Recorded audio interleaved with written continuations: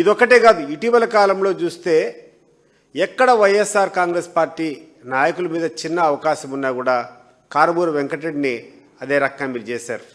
ఎక్కడో అనంతపూర్ మీద కంప్లైంట్ ఇచ్చినారు, అతను హైదరాబాద్లో ఉంటే ఆగమేఘాల మీద పోయినారు, తీసుకొని వచ్చినారు, మళ్ళా కోర్టులో చీవాట్లు పెడితే మీరు ఆయన వదిలిపెట్టి పంపించారు. ఇటీవల చూస్తే మా పిన్నెల్లి రామకృష్ణారెడ్డి గారు ఆడ జరిగినటువంటి విషయం ఏంటంటే, తెలుగుదేశం పార్టీకి సంబంధించినటువంటి ఇద్దరు కొట్లాడుకొని ఒకరు చనిపోతే దాంట్లో మీ యొక్క దౌర్భాగ్యము, తెలుగుదేశం పార్టీ జరిగినటువంటి దాంట్లో తెలుగుదేశం పార్టీ వ్యక్తి చనిపోతే దాంట్లో ఆ మర్డర్ కేసులో కూర్చొని పిన్నెల్లి రామకృష్ణారెడ్డిని పెట్టడం, ఆయన సోదరిని పెట్టడం ఎంతవరకు సమంజసమో మీరు చెప్పారా? ఈరోజు మీ ప్రభుత్వం మీద విశ్వాసం పూర్తిగా కోల్పోయింది. ఈరోజు ఎక్కడ చూసినా చంద్రబాబు నాయుడు మీద వ్యతిరేకత, తెలుగుదేశం పార్టీ సంకీర్ణ ప్రభుత్వం మీద తీవ్ర వ్యతిరేకత ఎక్కడ చూసినా విపరీతంగా ఉంది.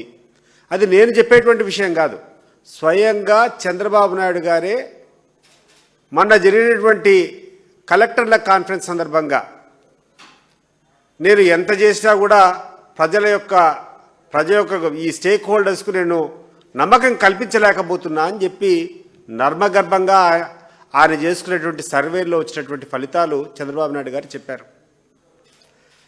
ఆ సందర్భంగా చంద్రబాబు నాయుడు గారు కలెక్టర్లు దానికి బాధ్యత వహించాలా అనే రకంగా కూడా మాట్లాడడం జరిగింది.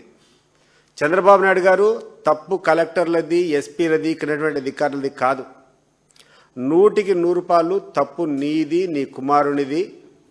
మీ ప్రభుత్వం చేస్తున్నటువంటి ప్రజా వ్యతిరేక కార్యక్రమాల వల్లనే ఈరోజు మీ మీద నెగటివ్ ఉంది.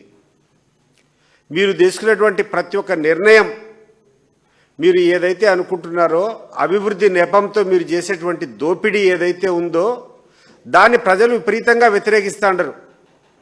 మీరు ఏవైతే హామీలు ఇచ్చారో ఎన్నికల ముందు అవన్నీ నిలబెట్టుకోలేదనేటువంటి విషయం మీద మీ మీద తీవ్రమైనటువంటి వ్యతిరేకత ఉంది. మీ పార్టీ కార్యకర్తలు చేస్తున్నటువంటి దౌర్జన్యాలు, మీ పార్టీ కార్యకర్తలు చేస్తున్నటువంటి దోపిడీలు చూసిన తర్వాత దాని మీద తీవ్ర వ్యతిరేకత ఉంది. దాన్ని మీరు అంగీకరించకుండా కలెక్టర్ మీదనో ఎస్పీ మీదనో కూర్చొని మీరు సరిగ్గా పని చేయడం లేకపోవడం వల్ల మాకు అప్రతిష్ట వచ్చిందో, లేకుండా అంటే మా పార్టీకి మైలేజ్ లేదని చెప్పి మాట్లాడడం విడ్డూరంగా ఉంది.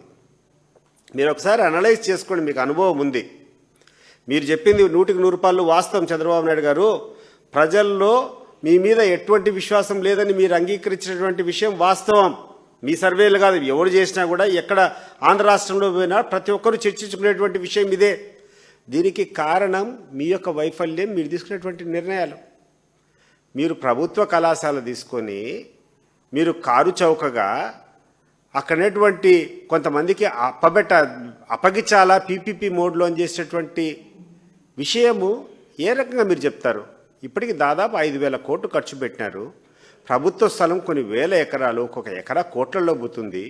దాన్ని తీసుకొని 99 పైసలకు మీరు కూర్చొని ప్రైవేట్ వ్యక్తులకు అప్పజెప్పడం, ప్రైవేట్ కళాశాలకు అప్పజెప్పిన తర్వాత రాబోయే 2 సంవత్సరాల వరకు అయ్యేటువంటి జీతాల ఖర్చు అంతా కూడా మేమే, ప్రభుత్వమే భరిస్తుంది, లాభాలు మాత్రం మీరు తినండి అంటే ప్రజలు ఏమైనా పిచ్చోళ్ళు అనుకున్నారా చంద్రబాబు నాయుడు గారు? మీరు ఆ రకంగా దోపిడీ చేసి ప్రైవేట్ వ్యక్తులకు ఇచ్చి బ్యాక్ డోర్ టేబుల్ కింద మీరు చేసేటువంటి వసూళ్ళు ప్రజలకు అర్థం కాదనుకుంటున్నారా?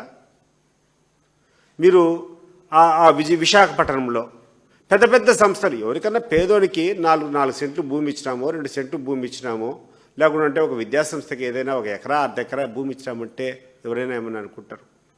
ఈ ప్రపంచాన్నే శాసించేంత ధనమున్నటువంటి వ్యక్తులకు నీ యొక్క దానగుణం అవసరమా?